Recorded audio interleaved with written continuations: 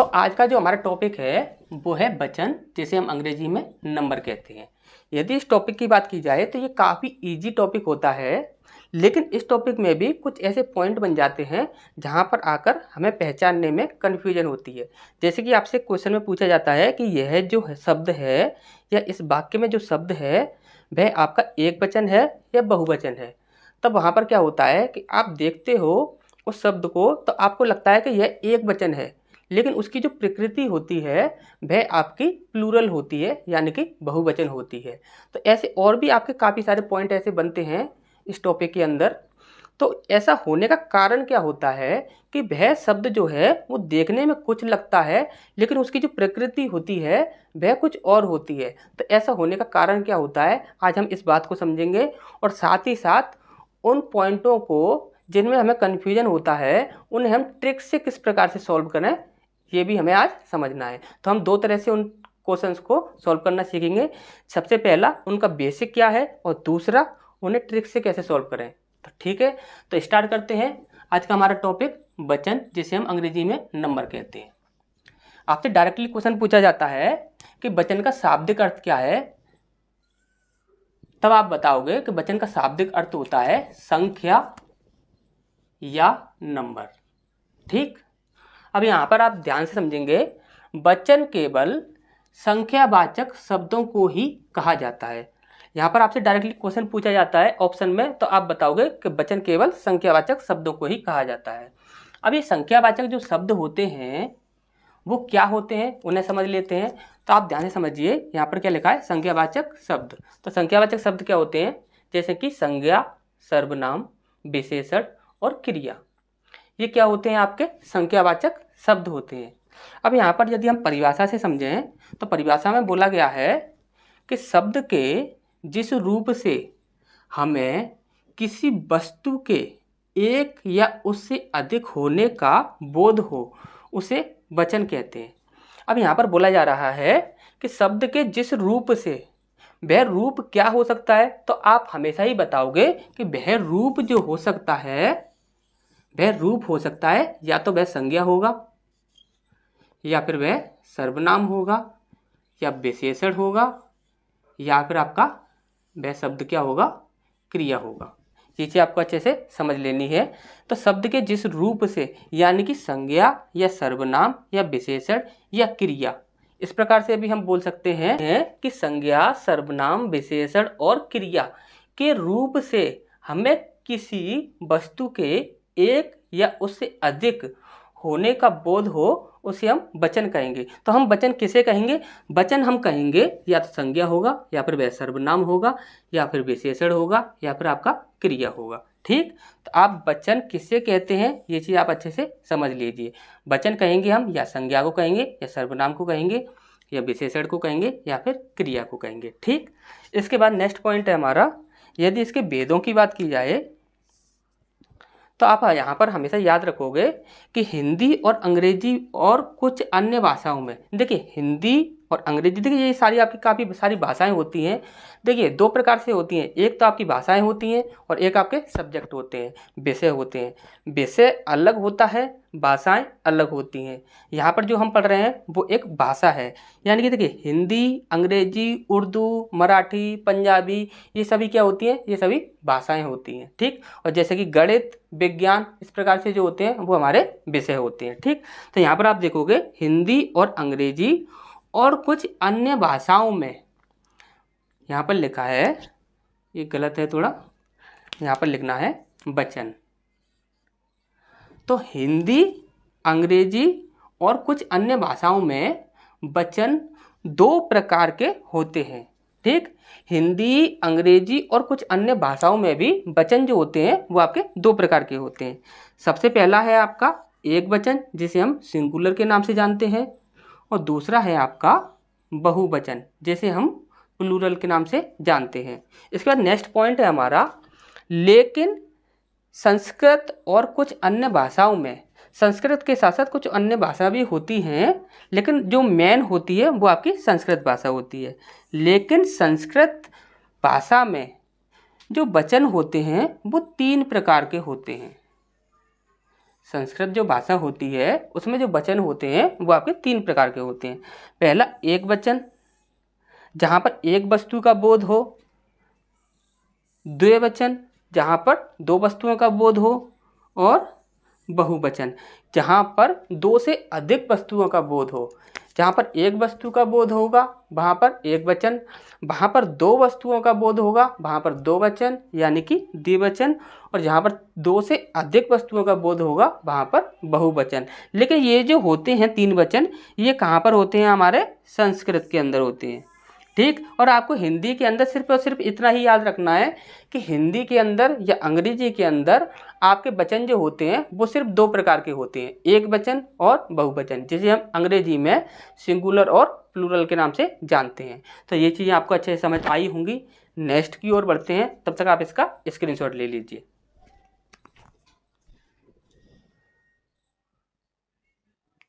तो इसके बाद नेक्स्ट पॉइंट है हमारा, हमें पढ़ना है वचन के भेद। यदि वचन के भेद की बात की जाए तो हिंदी में आपके वचन के भेद जो होते हैं वो आपके 2 होते हैं। ठीक। तो सबसे पहला होता है एक वचन यानी कि सिंगुलर, दूसरा होता है आपका बहुवचन यानी कि प्लूरल। एक वचन की बात की जाए तो शब्द के जिस रूप से हमें किसी एक वस्तु के होने का बोध हो। जब शब्द के किसी रूप से, और रूप क्या हो सकता है ये चीज़ हमने आपको पहले ही बता दी है, तो शब्द के जिस रूप से हमें केवल एक वस्तु के होने का बोध हो तो वहाँ पर हम बोलेंगे कि ये क्या है? आपका सिंगुलर है यानी कि एक वचन है। बहुवचन में क्या बोला जा रहा है? जिस विकारी शब्द, very very most important point है ये आपका, जिस विकारी शब्द या संज्ञा के कारण हमें किसी वस्तु के एक या अधिक होने का बोध हो। अब यहाँ पर इस चीज़ को आप ध्यान से समझिएगा। हमेशा ही याद रखिए, जब कभी भी कोई भी शब्द यदि आपका एक वचन है, यदि वह बहुवचन बनेगा तो हमेशा ही वह शब्द आपका बेकारी होगा।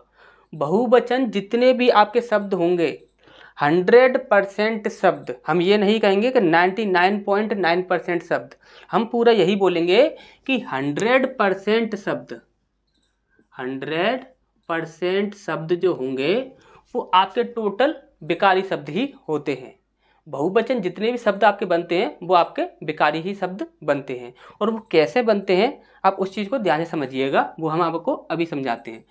जिस बेकारी शब्द या संज्ञा के कारण हमें किसी वस्तु के एक से अधिक होने का बोध हो। अब ध्यान से समझिए, यहाँ पर क्या लिखा है? लड़का खेलने जाता है। अब यहाँ पर देखोगे आप तो यहाँ पर क्या बोला जा रहा है? लड़का। और लड़का क्या है? आपका एक संज्ञा है। ठीक। लड़का खेलने जाता है। अब यहाँ पर ये जो शब्द है लड़का, ये आपका स्वयं ही बता रहा है कि ये आपका एक सिंगुलर शब्द है। खेलने, इससे हमें पता नहीं लगेगा कि ये सिंगुलर है या प्लूरल है, लेकिन क्रिया हमें बताएगी, क्रिया हमें बताएगी कि ये सिंगुलर है या प्लूरल है। यहाँ पर लिखा है जाता है। यदि यहाँ पर लिखा होता जाते हैं तो यहाँ पर क्या होता? जाते हो जाता, यदि यहाँ पर प्लूरल होता तो, लेकिन यहाँ पर जाते नहीं है। दूसरा, यहाँ पर लिखा है। यदि यहाँ पर है पर अंक की बिंदी लग जाती यानी कि ये हैं हो जाता तो यहाँ पर क्या हो जाता? आपका ये आपका प्लूरल हो जाता। लेकिन ये यहाँ पर सिंगुलर है तो यहाँ पर ये भी सिंगुलर है और साथ में ये भी सिंगुलर है।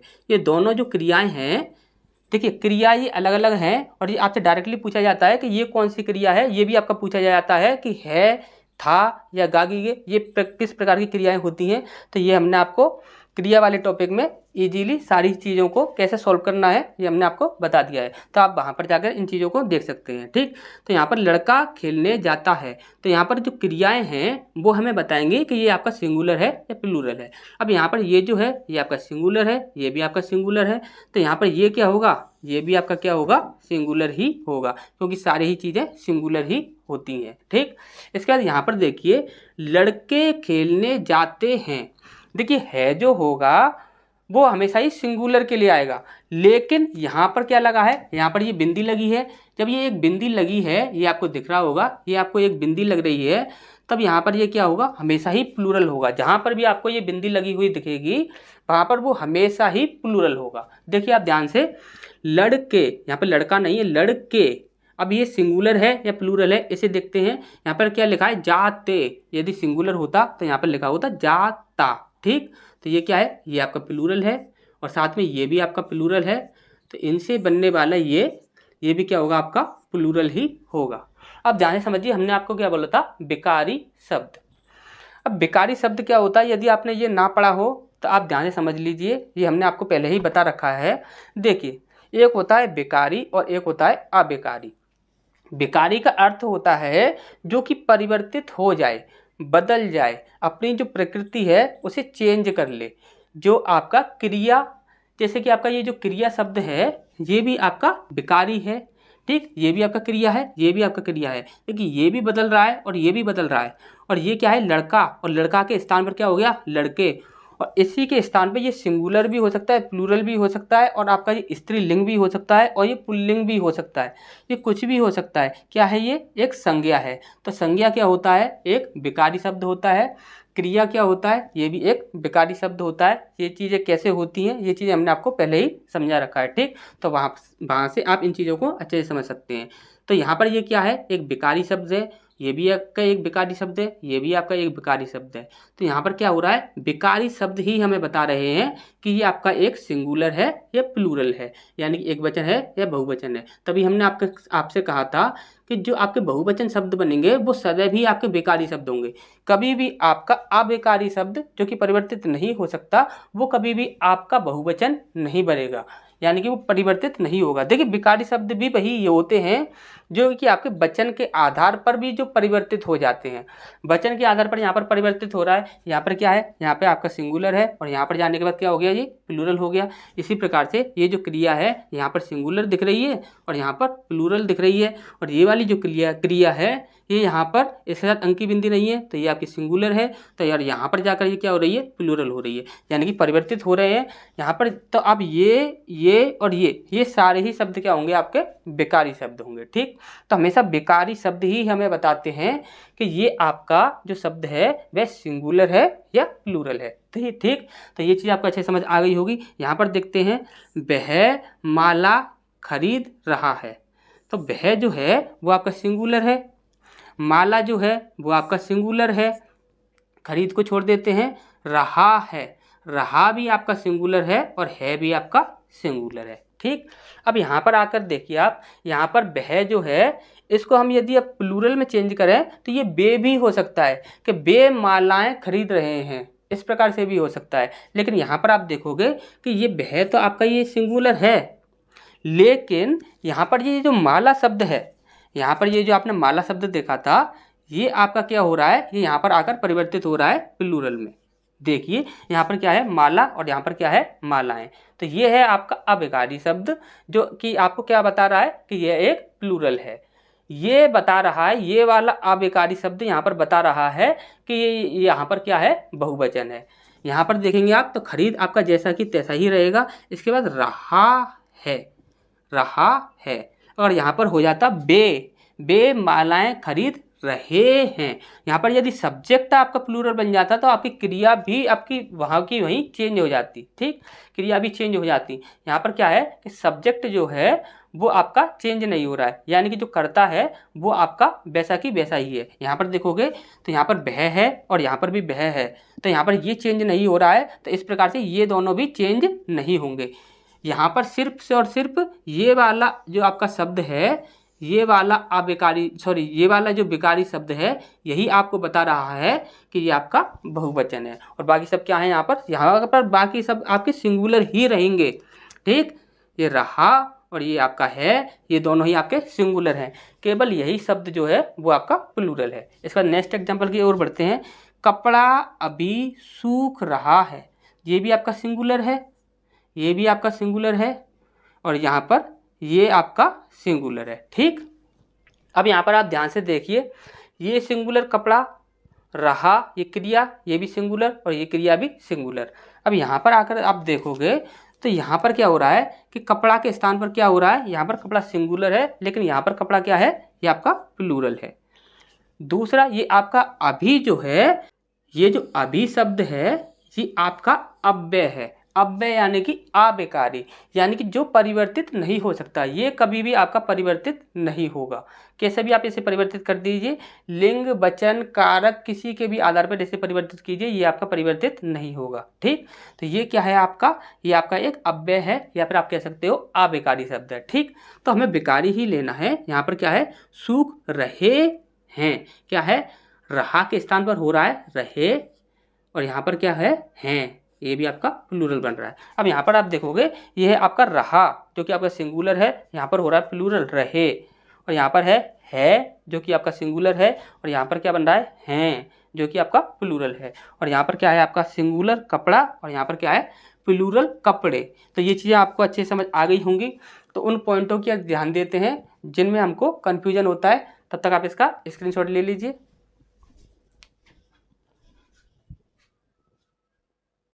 तो इसके बाद नेक्स्ट हमें समझना है, यहाँ पर लिखा हुआ है परिवर्तन और प्रयोग के आधार पर वचन के नियम। यहाँ पर किसके आधार पर, परिवर्तन और प्रयोग के आधार पर। जैसे कि हमने आपको बोला था कि आपको दिखता है कि ये आपका प्लूरल है या सिंगुलर है, लेकिन वो होता उसकी प्रकृति कुछ और है। जैसे कि यहाँ पर आप देखोगे कि सबसे पहला है आदरणीय या सम्माननीय व्यक्तियों के लिए सदैव बहुवचन का प्रयोग होता है।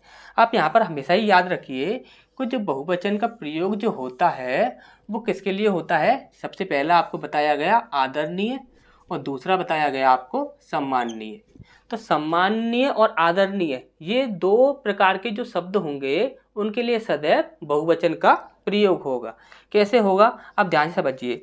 जैसे कि हमने आपको बताया था, एक तो आपको बताया था कि तरीके से समझ लीजिए, यानी कि जो उसकी जो प्रकृति है, जो वास्तविकता क्या है उसकी, उससे समझेंगे हम, और दूसरा समझेंगे हम ट्रिक से। ठीक, तो सबसे पहले हम इसकी वास्तविकता समझ लेते हैं कि ऐसा होता क्यों है। देखिए ध्यान से, जब आप पिताजी बोलते हो तो पिताजी जब कभी भी आप बोलते हो तो पिताजी क्या है, एक सिंगुलर शब्द है, आप ये हमेशा देखते हो। लेकिन यहाँ पर इसकी वास्तविकता क्या है, इसे हम प्लूरल क्यों बोल रहे हैं, तो आपको हमेशा ही पता है, आपने हिंदी भी पढ़ा है और अंग्रेजी भी पढ़ा है।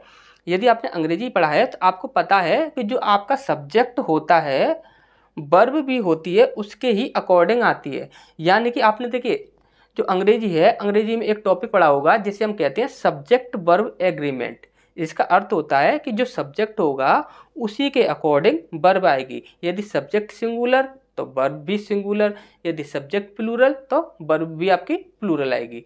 यदि सब्जेक्ट वर्ब एग्रीमेंट नहीं पढ़ा है तो आप उसे अच्छे से पढ़ लीजिए। देखिए यहाँ पर क्या है, यहाँ पर लिखा हुआ है पिताजी। ठीक, ये आपका एक शब्द लिखा हुआ है, और यहाँ पर वर्ब क्या है, आएंगे। ठीक, और ये आपको अच्छे से पता है कि जब कभी यदि ये सिंगुलर होता तो यहाँ पर लिखा होता आएगा। तो आप बोलोगे कि ये जो आपका क्रिया है, यानी कि ये तो आपका वर्ब है, यदि ये वर्ब है तो ये क्या है आपका, आप बोलो कि ये क्या है आपका प्लूरल है। जो वर्ब है वो क्या है आपका प्लूरल है। अब आप यहाँ पर देखिए, आपको पता है सब्जेक्ट वर्ब एग्रीमेंट में आपको पढ़ाया क्या जाता है कि यदि सब्जेक्ट आपका सिंगुलर है तो वर्ब आपकी 100% सिंगुलर ही आनी है।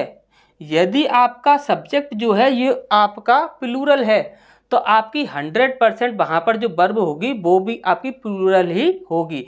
अब यहाँ पर आप देख रहे हो कि वर्ब जो है वो आपकी प्लूरल है, तो आप हमेशा कह सकते हो कि ये जो आपका सब्जेक्ट है, यानी कि जो आपका कर्ता है, वो भी आपका क्या होगा, प्लूरल ही होगा। इसे कोई भी काट नहीं सकता।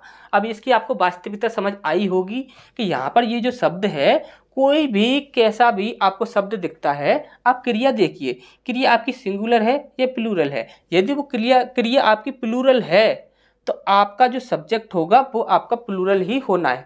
यदि आपकी जो क्रिया है वो आपकी सिंगुलर है तो आपका जो सब्जेक्ट होगा वो भी आपका सिंगुलर ही होना है। यही हमें पढ़ाया जाता है सब्जेक्ट वर्ब एग्रीमेंट के अंदर। ठीक, तो ये चीज़ आपको अच्छे समझ आई होगी। अब इसे समझ लेते हैं हम ट्रिक की सहायता से। ये आपने वास्तविकता समझी कि वास्तविकता इसकी क्या होती है, तो वास्तविकता आपको अच्छे से समझ आ गई होगी। इसके बाद समझ लेते हैं ट्रिक से। ट्रिक भी वही है, देखिए ट्रिक कहीं से नहीं बनती, ट्रिक आपकी हमेशा ही वास्तविकता से ही ट्रिक बनती है। ट्रिक को ही वास्तविकता का नाम दिया जाता है। कोई भी आपकी शॉर्ट ट्रिक होती है वो आपकी यहीं से निकल कर आती है। यदि आपको उसकी प्रकृति या वास्तविकता अच्छे से आती है तो आपको ट्रिक की आवश्यकता नहीं है, ट्रिक आप खुद ही बना सकते हो। ठीक, अब यहाँ पर आप देखिए, यहाँ पर लिखा है चाचा जी। अब हम इसमें कोई भी एक वाक्य बना दें। हमें हमेशा ही कोई भी एक शब्द है उसके साथ क्या करना है, एक वाक्य बनाना है। यदि वो शब्द जो है वो आपका यदि क्रिया बना रहा है, वो आपकी प्लूरल बना रहा है तो वह प्लूरल होगा। यदि वह क्रिया आपकी सिंगुलर बना रहा है तो वह आपकी सिंगुलर होगा। ठीक है, जैसे कि सासू माँ जी। सासू माँ क्या है, ये आपका सिंगुलर है, सिंगुलर के ही लिए बात की जा रही है। लेकिन यहाँ पर सासू माँ जो है वो आपका प्लूरल माना जाएगा। क्यों माना जाएगा? यदि देखिए यहाँ पर कोई भी एक एग्जाम्पल बना लीजिए कि सासू माँ चली गई या सासू माँ बाजार चली गई। अब यहाँ पर सिंगुलर मानते तो यहाँ पर लिखा होता गई। सासू माँ जी बाजार चली गई, लेकिन गई हम नहीं बोल सकते। क्या करना है, हमें आदर भी देना है, सम्मान भी देना है। तो यहाँ पर क्या करेंगे, सासू माँ जी बाजार चली गई। और जब गई बोलेंगे तो गई क्या होगा, गई आपका क्या होगा, प्लूरल होगा। जब वो प्लूरल है, वर्ब आपका प्लूरल है, तो आपका जो सब्जेक्ट होगा वो तो आपका 100% ये भी प्लूरल होगा। यदि वो सिंगुलर होगा तो ये भी आपका सिंगुलर ही होना है। ठीक, आपने जब कभी इसके साथ एक वाक्य बनाया तो वो वर्ब जो थी वो आपकी प्लूरल बन रही है, तो ये भी आपका क्या है, प्लूरल ही है। तो इसे हम कहेंगे कि ये क्या है, प्लूरल है। और इसे भी कहेंगे हम कि ये क्या है, प्लूरल है। और इसे भी कहेंगे हम कि ये क्या है, प्लूरल है। इसी प्रकार से ये सारे जितने भी शब्द होंगे वो सभी आपके प्लूरल हो जाएंगे। आपको कुछ भी नहीं करना है, आपको सिर्फ इतना करना है कि आपको सबके साथ एक एक वाक्य बनाना है।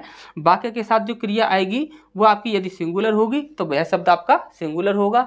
यदि वाक्य के साथ बनने वाली जो क्रिया होगी वो आपकी प्लूरल होगी तो वह जो शब्द होगा वो आपका प्लूरल ही होगा। ठीक, तो ये चीज़ आपको अच्छे से समझ आ गई होंगी। नेक्स्ट की ओर बढ़ते हैं, तब तक आप इसका स्क्रीनशॉट ले लीजिए।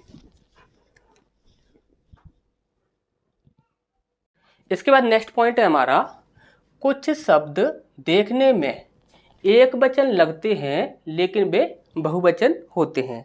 कुछ शब्द आपके ऐसे होते हैं जो देखने में तो एक वचन लगते हैं लेकिन वो होते आपके बहुवचन हैं। जैसे कि एग्जाम्पल से समझते हैं, आपके हस्ताक्षर बहुत अलग हैं। अब हमने आपको बोला था क्रिया आपको बताती है कि ये जो शब्द है वह आपका सिंगुलर है या प्लूरल है, यानी कि एक वचन है या बहुवचन है। तो जैसे कि यहाँ पर हम देखेंगे तो ये क्या है होता तो यहाँ पर एक वचन होता, लेकिन ये क्या है, यहाँ पर हैं का मतलब अंकी बिंदी जो लगी हुई है ये बताता है हमें कि ये क्या है, प्लूरल है। तो यहाँ पर हम कहेंगे कि ये जो हस्ताक्षर जो शब्द है ये आपका क्या है, प्लूरल है, यानी कि बहुवचन है। इसी प्रकार से इस पुस्तक के दाम ज़्यादा हैं। अब यहाँ पर जो है ये बता रहा है कि ये जो दाम जो शब्द है, ये जो दाम शब्द है ये क्या है, आपका प्लूरल है, यानी कि बहुवचन है। जैसे कि और भी आपके शब्द हैं, जैसे कि दर्शन, प्राण, आंसू, लोग, होश, समाचार, भाग्य और केस। तो ये आपके कुछ ऐसे शब्द होते हैं जो कि आपके प्लूरल होते हैं, यानी कि बहुवचन होते हैं। जैसे कि नेक्स्ट है आपका तीसरा, वचन में पुल्लिंग के अकारांत, इकारांत और उकारांत शब्दों का प्रयोग दोनों वचनों में समान रूप से होता है। यहाँ पर इस चीज़ को आप ध्यान से समझिए। वचन जो होता है, यानी कि जो आपका एक वचन बहुवचन जो होता है उसमें पुल्लिंग होता है। जैसे कि दो प्रकार के लिंग होते हैं, एक होता है पुल्लिंग, एक होता है आपका स्त्रीलिंग। तो यहाँ पर है बात की जा रही है सिर्फ पुल्लिंग के बारे में। तो पुल्लिंग के यहाँ पर अकारांत, इकारांत और उकारांत शब्दों का प्रयोग दोनों वचनों में समान रूप से होता है, यानी कि वह आपका एक वचन भी हो सकता है और वह आपका बहुवचन भी हो सकता है, यानी कि शब्द जो होगा वो आपका परिवर्तित नहीं होगा। जैसे कि यहाँ पर आप यदि देखिए, ये जो क्वेश्चन है ये आपके एग्जाम में काफ़ी बार पूछे भी जाते हैं। जब आपका सिंपल क्वेश्चन बनता है तब आपसे पूछ लिया जाता है इनमें से कौन सा शब्द आपका अकारांत है, इकारांत है या उकारांत है। यदि आप नहीं जानते हैं कि अकारांत, इकारांत या उकारांत कैसे पहचान करते हैं तो आप ध्यान से समझिए। ये आपका वैसे संस्कृत में आता है। तो देखिए यहाँ पर लिखा है अकारांत। तो अकारांत जो शब्द होता है उसकी हम पहचान कैसे करेंगे। जैसे कि यहाँ पर लिखा है राम, और राम का यदि हम वर्ण विच्छेद करते हैं, जब वर्ण विच्छेद करते हैं तो देखिए यहाँ पर क्या है, रा, ये रा आपका पूरा है तो इसके नीचे हमने हलंत लगा दिया और इसके साथ क्या है, बड़े आ की मात्रा, उसे हमने बाहर ले लिया। इसके बाद है आपका माँ, माँ को हमने बाहर निकाला, इसके साथ जो आ था उसे हमने बाहर निकाल लिया, तो ये क्या हो गया, हलंत लगाने पर आधा हो गया। यानी कि जो भी आपका शब्द होगा उसके साथ यदि आपने हलंत लगा दिया तो वह आधा रह जाता है, यानी कि उसके साथ जो मात्रा होती है वो आपकी अलग हो जाती है। और आप अच्छे से जानते हो कोई भी आपका व्यंजन जो होता है वह आपका स्वरों से मिलकर बना होता है, ठीक। तो यहाँ पर आप देखोगे कि लास्ट में क्या हो रहा है कि ये आ बाहर आ रहा है, यदि आ बाहर आ रहा है तो यहाँ पर क्या होगा, ये अकारांत होगा। इसी प्रकार से यदि इकारांत की बात की जाए तो इकारांत शब्द कैसे पहचानेंगे हम, जैसे कि यहाँ पर लिखा है हरी, तो हरी में से हा को हमने आधा किया, हलंत लगाया और हा के साथ आपका आ जुड़ा हुआ था उसे हमने बाहर निकाला, और रा को हमने आधा किया और रा के साथ जो छोटी ई की मात्रा थी उसे हमने बाहर निकाला। तो यहाँ पर हमने लास्ट में क्या मिला है, लास्ट में हमें मिला है ई। लास्ट में जो कोई भी आपको मिलता है वही कहलाता है। जैसे कि यहाँ पर अगर हमें आ मिला था तो हमने बोला अकारांत, ई मिला है तो ये क्या है आपका एकारांत। और इसी प्रकार से यदि उकारांत की बात की जाए कि उकारांत की पहचान कैसे की जाए, तो आप देखोगे यहाँ पर लिखा हुआ है गुरु, गुरु जो लिखा हुआ है, गुरु में से हमने गा को हलंत लगाकर उसमें से ऊ की जो मात्रा थी, देखिए छोटी ऊ की मात्रा लगी हुई है तो यहाँ पर हमने छोटी ऊ को बाहर निकाला। इसी प्रकार से रा जो है, रा को हमने हलंत लगाया, उसके साथ देखिए एक चीज़ और आप समझ लीजिए, यदि यहाँ पर लिखा हुआ है रा इस प्रकार से लिखा हुआ है और इसमें इस प्रकार से लगा हुआ है, और एक यहाँ पर रा इस प्रकार से लिखा हुआ है और इसमें इस प्रकार से लगा हुआ है, तो यहाँ पर ये वाला जो रा होगा आप अच्छे से समझ लीजिए कि इसमें से छोटे ऊ की और बड़े ऊ की या मात्रा की पहचान किस प्रकार से की जाती है। यदि इस प्रकार से लगा हुआ है तो ये आपका होता है बड़ा ऊ, और यदि इस प्रकार से लगा हुआ है, इसमें आपका इस प्रकार से गोला नहीं बना हुआ है, तो ये होता है आपका छोटा ऊ। आप हमेशा ही इस बात को याद रखेंगे, ठीक। तो यहाँ पर देखिए ये रा जो है इसके साथ हमने हलंत लगा दिया, तो यहाँ पर जो था क्या था, छोटा ऊ था, छोटा ऊ हमारा बाहर आया। तो यहाँ पर ये हमें लास्ट में क्या मिला है, लास्ट में हमें मिला है ऊ। देखिए यहाँ पर हमें लास्ट में मिला आ, तो ये हो गया अकारांत। यदि किसी शब्द के लास्ट में मिलता है ई तो वह होता है आपका एकारांत, और जिस शब्द के लास्ट में हमें ऊ मिलता है वह होता है आपका ओकारांत, ठीक। तो अकारांत, एकारांत, ओकारांत की पहचान कैसे करनी है ये चीज़ आप अच्छे से समझ चुके हो। अब यहाँ पर हम देखते हैं, जैसे कि यहाँ पर लिखा हुआ है एक मुनि और यहाँ पर लिखा है 10 मुनि। अब यहाँ पर ये जो मुनि है ये तो आपका सेम है, यहाँ पर ये आपका, यहाँ पर देखोगे तो ये आपका सिंगुलर है, ठीक। और ये आपका यहाँ पर देखा जाए तो ये आपका क्या है, प्लूरल है। और हमने क्या बोला था, देखिए ये वाला जो आपका नियम है ये आपका जब अंग्रेजी ग्रामर पढ़ते हो तो अंग्रेजी ग्रामर में वेरी वेरी मोस्ट इम्पोर्टेंट की कैटेगरी में आता है। और ये नियम जो हम पढ़ते हैं वो अंग्रेजी ग्रामर में हम नाउन वाले चैप्टर में पढ़ते हैं, और जो आपके मेंस तक के जो एग्जाम होते हैं, बड़े बड़े जो लेवल के एग्जाम होते हैं, उनमें ये टॉप लेवल पर ये आपका जो नियम होता है वो चलता है अंग्रेजी में। यदि आपको अंग्रेजी में ये नियम आता होगा तो आप आसानी से इस नियम को समझ सकते हैं। तो यहाँ पर क्या होगा कि देखिए यहाँ पर लिखा है 10 मुनि और यहाँ पर लिखा है एक मुनि, तो यहाँ पर ये मुनि जो शब्द है वो आपका यहाँ पर सेम है, लेकिन यहाँ पर ये सिंगुलर है, ये प्लूरल है। क्यों? क्योंकि यहाँ पर हमने लगा दिया है एक और यहाँ पर लगा दिया है हमने 10। इसी प्रकार से हमने क्या बोला था कि वहाँ पर जो शब्द होगा वो आपका सेम ही रहेगा, लेकिन बदलेगा कैसे, उसे कुछ ना कुछ करके हमने बदलना होगा। यानी कि जैसे कि आप अंग्रेजी में जब पढ़ते हो तो वहाँ पर लिखा हुआ है कैटल, तो यहाँ पर कैटल जो लिखा हुआ है उसे आप सिंगुलर बोलोगे या प्लूरल बोलोगे, ये डिसाइड करेगा आपका वाक्य। इसी प्रकार से यहाँ पर आप देखोगे तो यहाँ पर लिखा हुआ है एक डाकू, तो ये आपका सिंगुलर है, और इसी प्रकार से यहाँ पर लिखा हुआ है 5 डाकू, तो ये आपका प्लूरल है। तो यानी कि हमारा सीधे सीधा कहने का मतलब ये है कि जो शब्द रहेगा वो आपका सेम रहेगा, उसमें कोई भी परिवर्तन नहीं रहेगा, लेकिन वही जो शब्द होगा वही आपका सिंगुलर में प्रयोग किया जाएगा, वही आपका प्लूरल में भी प्रयोग किया जाएगा, ठीक। इसके बाद नेक्स्ट है हमारा यहाँ पर एक आदमी, और यहाँ पर क्या है 7 आदमी, कुछ भी लिख सकते हैं, 2 आदमी, 3 आदमी, 4 आदमी, ठीक। तो यहाँ पर ये हो जाएगा आपका सिंगुलर और ये हो जाएगा आपका प्लूरल। तो ये चीज़ आपको अच्छे से समझ आ गई होंगी। नेक्स्ट की ओर बढ़ते हैं, तब तक आप इसका स्क्रीनशॉट ले लीजिए।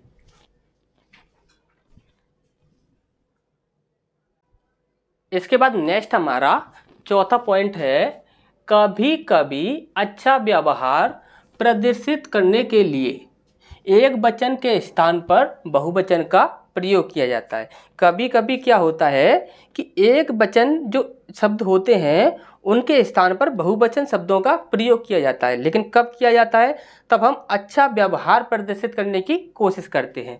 जैसे कि यहाँ पर आप देखोगे कि यहाँ पर लिखा हुआ है मैं आपको पढ़ाऊँगा, मैं आपको पढ़ाऊँगा, तो यहाँ पर ये जो मैं है ये आपका सिंगुलर है। ठीक, अब यहाँ पर इसी शब्द को, इसी वाक्य को दूसरे शब्दों में बोला जा रहा है, हम आपको पढ़ाएंगे। अब यहाँ पर ये जो हम है ये आपका प्लूरल है। देखिए जो अर्थ है वो तो आपका सेम ही अर्थ निकलेगा, लेकिन यहाँ पर क्या हो रहा है, वाक्य में सिंगुलर के स्थान पर प्लूरल हो रहा है। अर्थ आपका सेम ही रहेगा वाक्य का, लेकिन वहाँ पर सिंगुलर के स्थान पर प्लूरल हो जाएगा और प्लूरल के स्थान पर सिंगुलर हो जाएगा। ठीक, अब यहाँ पर क्या है, अब तू कहाँ जा रहा है, यहाँ पर ये जो तू है ये आपका सिंगुलर है।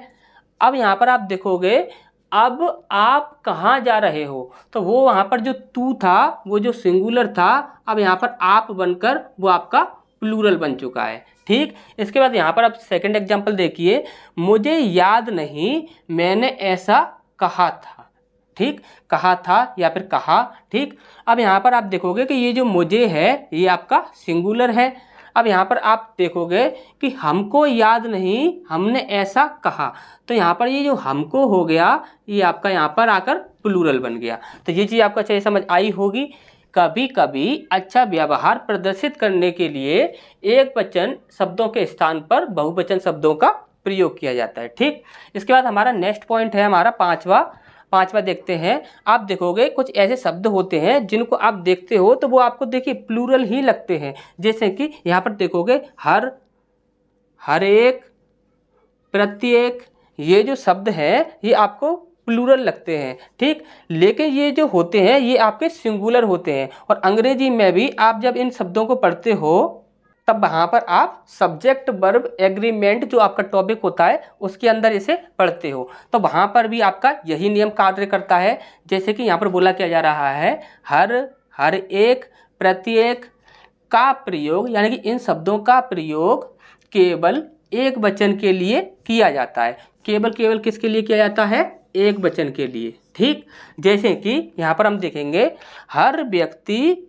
इस सच को मानता है, तो यहाँ पर ये जो हर शब्द है ये आपका, आप बोलोगे कि ये आपका प्लूरल है, तो आप नहीं, ये आपका प्लूरल नहीं होगा, ये आपका क्या होगा, सिंगुलर होगा, यानी कि एक वचन होगा। तो ये क्या हो जाएगा, आपका सिंगुलर हो जाएगा। ठीक, अब तो प्रत्येक मेहनती व्यक्ति कामयाब होगा। अब यहाँ पर ये जो प्रत्येक है ये जो होगा ये आपका सिंगुलर होगा। ठीक, अब यहाँ पर हर एक व्यक्ति मेहनती नहीं होता, तो यहाँ पर ये जो हर एक लिखा हुआ है ये आपका क्या होगा, सिंगुलर होगा। ठीक, तो ये चीज़ आपको अच्छा समझ आई होंगी। नेक्स्ट की ओर बढ़ते हैं, तब तक आप इसका स्क्रीनशॉट ले लीजिए।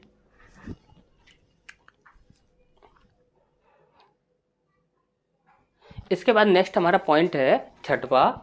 यहाँ पर ये जो आपका नियम है, समूहवाचक संज्ञा का प्रयोग केवल एक वचन के लिए किया जाता है, लेकिन जब एक से अधिक समूहों का बोध कराया जाता है तब वह बहुवचन होता है।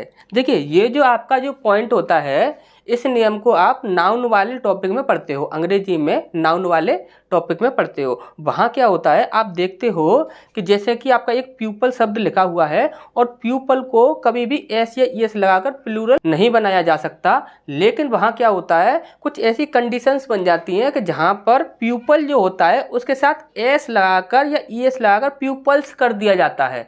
तो वहाँ पर वो किस प्रकार से होता है, वो भी आपका इसी प्रकार से होता है। जैसे कि यहाँ पर आप देखोगे कि लंगूरों की टोली ने बहुत उत्पात मचा रखा है। यहाँ पर आप देखोगे क्या है, ये आपका टोली है, ये आपका क्या है, सिंगुलर है।